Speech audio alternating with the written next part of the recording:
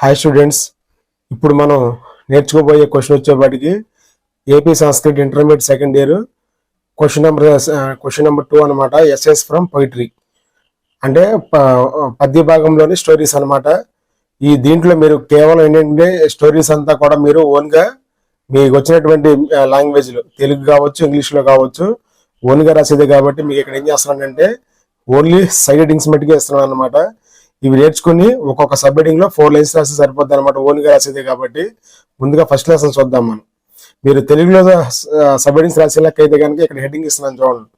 First కవి పరిచయ, తర్వాత పాఠ్యభాగ సారాంశము, విభీషణుని ఉపదేశము, అపశకునాలు, సీతాసర్పం, ఉత్తమ మంత్రి, రావణుని ఆగ్రహం, అప్రియమైన హితం, వీడ్కోలు, ఉపసంహారం. ఈ విధంగా మీరు సబ్ హెడ్డింగ్స్ కనుక బై హార్ట్ చేస్తే ఒక సబ్ హెడ్డింగ్ లో కనుక ఎగ్జామ్ లో మీరు 4 లైన్స్ రాసి రాయొచ్చు అనమాట. నెక్స్ట్ తర్వాత ఇంగ్లీష్ లో రాసే లెక్క చూడండి ఒకసారి. ఇంగ్లీష్ లో కనుక రాసే లెక్క అయితే కనుక ఎస్ఐ ఇది విభీషణోపదేశం. దీంట్లో ఉన్నటువంటి సైడ్ హెడ్డింగ్స్ ఇంగ్లీష్ లో చూడండి ఒకసారి. ఇప్పుడు ఇదే లెసన్ విభీషణోపదేశం లెసన్ లో ఇంగ్లీష్ లో సబ్ హెడ్డింగ్స్ అనమాట.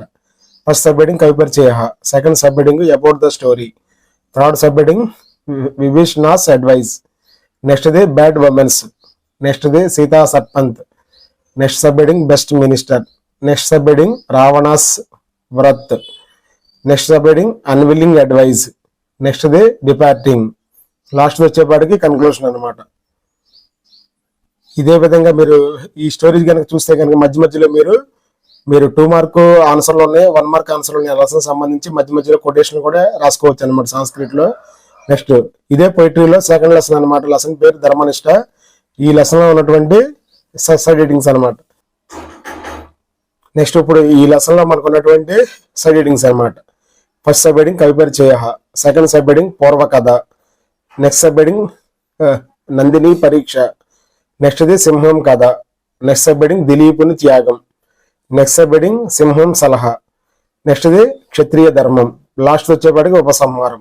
ఈ విధంగా ధర్మనిష్ట గనక స్టోరీ గనక తెలుగులో రాసే లెక్క అయితే కనుక ఈ సబ్ హెడ్డింగ్స్ బై హార్ట్ చేసి ఒక సబ్ హెడ్డింగ్ లో 4 లైన్స్ రాసి సరిపోతుంది అనమాట.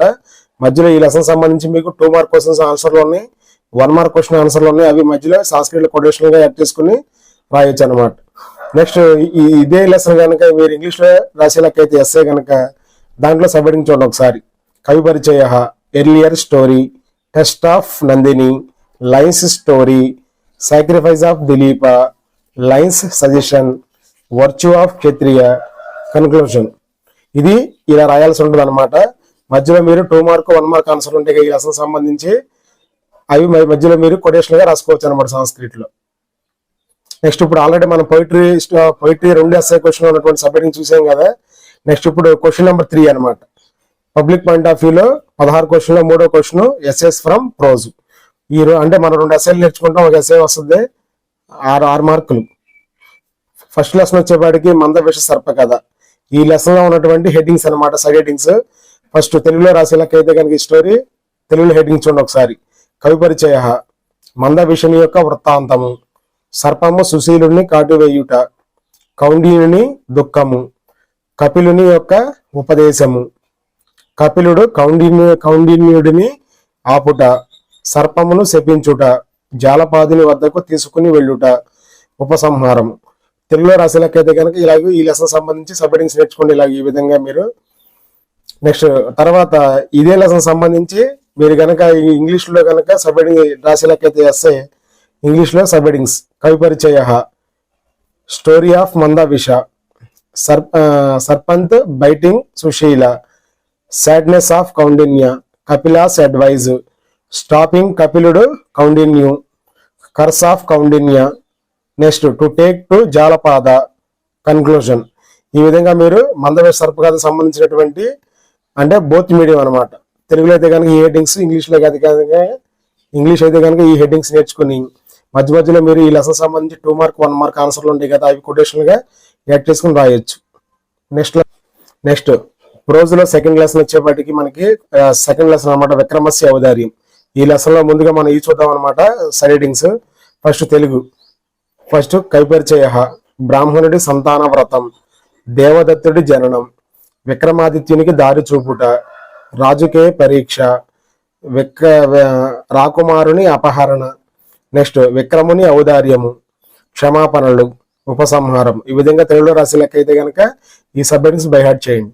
నెక్స్ట్ ఇదే లెసన్ ఇదే ఎస్ఐ కనుక మీరు ఇంగ్లీష్లో రాసే లెక్క అయితే కవి పరిచయ, next Brahmins parentage, birth of Devadatta, paving path of Vikramaditya, test of king, kidnapping king's son, Vikrama's generosity, apology, conclusion. ఈ విధంగా ఇంగ్లీష్లో రాసే లెక్క అయితే కనుక ఇంగ్లీష్లో సబ్ హెడ్డింగ్స్ అనమాట. ఈ విధంగా మీరు ఇప్పుడు ఈ లెసన్ సంబంధించి మీరు ఏం చేస్తారంటే దీంట్లో ఒకవేళ ఈ ఎస్ఐ కనుక ఇస్తే మీకు పబ్లిక్ లో దీంట్లో ఉన్నటువంటి 2 మార్కు 1 మార్కు ఆన్సర్లు ఉంటాయి కదా, అవి మధ్యలో మీరు కొటేషన్ యాడ్ చేసుకుని రాయొచ్చు. ఇది స్టూడెంట్స్ ఈ ఎస్ఐలు ఈ విధంగా నేర్చుకుని, ఎందుకంటే ఓన్ గా రాసేది కాబట్టి హెడ్డింగ్స్ కంపల్సరీగా ఉండాలి. ఒక ఎస్ఐ వచ్చేపాటికి 3 పేజెస్ అనమాట. ఒక page front and back both side ఒక పేజీ, నెక్స్ట్ పేజీలో సింగిల్ సైడ్ రాయాల్సి ఉంటుంది. ఎందుకంటే 6 మార్కులు ఎస్ఐ కాబట్టి 6 మార్కులు తగ్గట్టుగా రాయాలి. ఇలా ఒక సబ్ హెడ్డింగ్ లో 4 లైన్స్ రాస్తే సరిపోతుంది అనమాట. మీకు ఈజీగా 3 పేపర్లు అవుతుంది.